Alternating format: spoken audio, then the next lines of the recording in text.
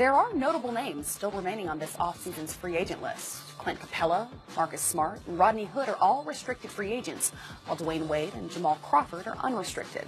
Capela reportedly turned down a 5-year, $85 million contract offer from Houston last week, and he's seeking a contract in the $100 million range.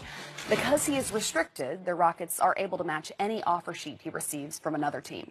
So at this point, what's taking so long, and are the Rockets still the right fit for Clint? Well, I think they're definitely the right fit, and I think Marcus and Clint have both suffered from the fact that there was so little cap space available and so few suitors that really could have put a big offer on the table. But for different reasons, teams haven't done that. In the Clint Capela situation, Houston really has to have him and would really almost be forced to match any offer for him, especially given that they've lost Bamute and Trevor Ariza. He's really a one-man wrecking ball defensively for them. They're switch happy. He's one of the best bigs in the league, maybe the very best at switching out on the wings and protecting the rim. His ability to give them vertical spacing is critical to everything they do. And because there's so much cap space next year, I understand why Clint is going to be very judicious in signing a deal, because he could very possibly get a full max deal next year. So he doesn't have a lot of incentive to sign a below market deal now. Marcus Smart's a little different situation. Marcus is a guy who, because he is greater than the sum of his parts as a winner, that's really his skill set. Only the best teams truly benefit from what Marcus Smart is. If you're going to benefit from the full bandwidth of this guy, you need to be playing for something meaningful. You need to be playing meaningful playoff games, because his ability to dominate a fourth quarter when it matters the most, he's almost like a throwback to when Manu was a young player. He plays his biggest and best moments in the biggest moments of a game. But if you're not going to be playing in those moments, you're going to talk a lot more about what he can't do. He's not a great shooter. He's not a true point guard. He doesn't really have a position in a lot of ways, but he guards all of them. So he's such an unusual piece, it makes it very difficult. It's very similar to what we went through with Matthew Dellavedova when he was restricted. Super valuable to us. We knew he wasn't going to get a really large offer, and you hope that you can find a common ground where you can sign him to a long-term deal, because if Boston is in the same situation that Houston will be, and they're going into a space environment where they're competing for Marcus Smart, could be very difficult to keep him moving forward. And Smart could also accept the team's $6.1 million qualifying offer and then become an unrestricted free agent next summer. Meanwhile, Jimmy Butler has turned down a 4-year extension with the Minnesota Timberwolves, reportedly worth $100 million. Now, it's not the first time that Butler has gambled on himself. He did the same prior to the 2014-15 season, turning down a 4-year deal worth close to $44 million. It paid off. As you may remember, he went on to win the NBA's Most Improved Player award the following season and signed a max extension worth more than $90 million, not just $90. It was a few extra than 90. I would have signed that. He turned down an awful lot of money. But next season's free agency class is also star-studded. Jimmy is set to be joined by Kevin Durant, Kawhi Leonard, Kyrie Irving, Klay Thompson. How, though, Griff, is this offseason's free agency affecting next year's class? Well, because that class is so star-laden and because there is so much cap space, you could have as many as 20, 21 teams with the ability to create maximum cap space. And some teams have been very mindful and judicious and could create 2 max cap spots. The Clippers being one of them, Brooklyn being another. They've done a really good job of planning for that crop and for that class. So because of that, there's going to be a lot of things that have happened. One, free agents aren't getting paid this summer because people are keeping their powder dry to some degree. The other thing that may happen is you may see that tax teams have a very difficult time finding a home for future money to get away from it, because nobody wants to tie up that cap space because it is a coveted free agent class. So do you think then the landscape of the league will look entirely different, similar to this offseason? Well, I certainly think Kawhi, Kyrie, I think to a lesser degree Jimmy Butler, those are all guys that you can look at and think might be looking at potentially teaming up somewhere. And USA Basketball, which starts their training camp July 25th, is a really meaningful period of time for every team hoping to land star free agents, because this is where legalized tampering takes place. And if you're going to, A, know that Kawhi Leonard is healthy, you're going to see him there. And B, if you're going to have your stars start to build what they hope is their future together, you need to have the template of cap space for them to do it. So it's really meaningful if you're sitting there on max cap space for 2 players right now, because you go into that Team USA training camp with the ability to sort of cajole people in that direction. Cajole, there's your word of the day. So after the break, the rookie we're still talking about, despite having not seen him make his professional debut, get to know Luka Doncic next. He's good. Our David Aldridge provides the morning tip. Submit your questions and he'll answer them. Not all of them, but the reasonable ones on NBA.com.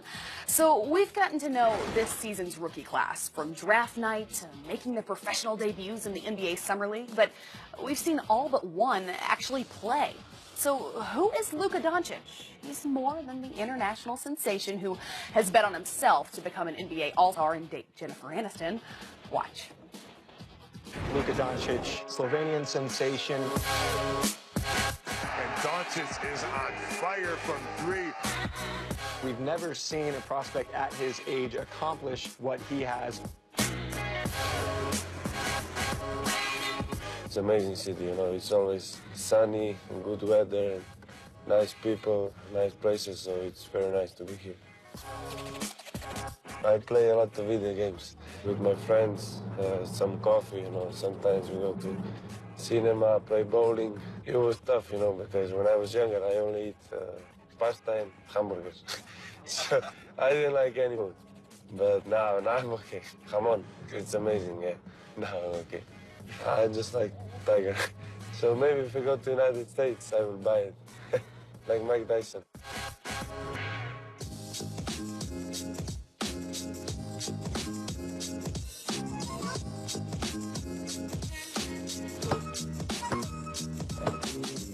I'm a kid, I just want to play basketball, you know, so I'm not tired. This year I became European champion with Slovenia. I became European champion with Real Madrid. I was MVP of the season and MVP of the Final Four, so it's like a dream come true. Real Madrid has taken the trophy to become the new EuroLeague champions. Luka Doncic is the MVP, the youngest ever. It was an amazing feeling, you know. I was without words. We have a rough season with all the injuries, but we played like a team and we did it. I think not much people believed in us in the finals, so I think it's more special because of that.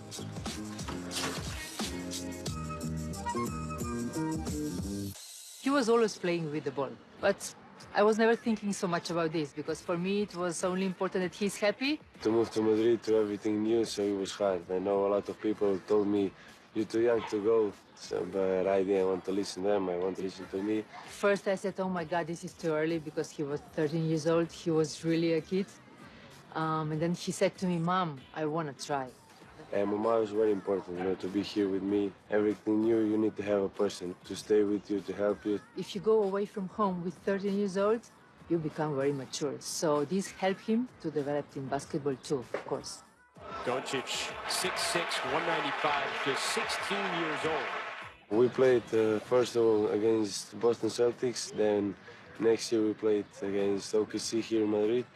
I was 16 years old playing against some of the best players in the world, Russell Westbrook, so I was, you know, a little bit scared. It was just amazing to be on the court with them. Doncic, youngest ever to play for Real Madrid. The NBA is the best league in the world, you know. You have amazing players, amazing coaches. It's just another world, you know. Of course, it's exciting. To play against these players or with them will be amazing. My favorite is LeBron, the way he rebounds, passes, scores. He can play a lot of positions. I can play a lot of positions, but to be like LeBron, I'll need to work much harder. You can improve everything. Every time, every day you can improve, but especially my physical condition and my shot. Doncic up top. Oh, my Lord. Are you kidding me? I mean, I know there is pressure, you know, but I think I show that when I go on the court, I don't have any pressure. I always say when I get on the court, I forget about everything, just play basketball. I'm really, really happy and proud of him, especially because he's a great person and also a great basketball player.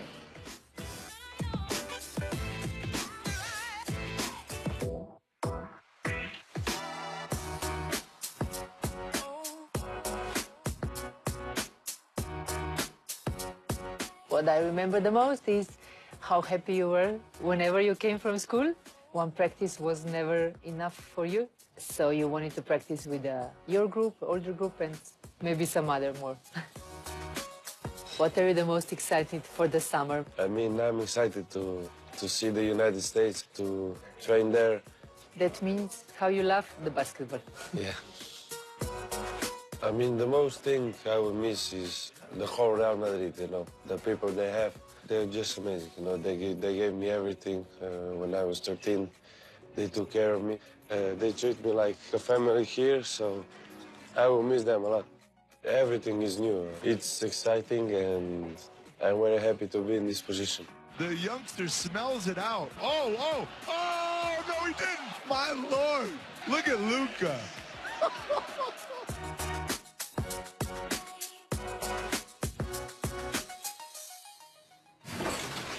So do you see Luka as the most NBA ready of this rookie class?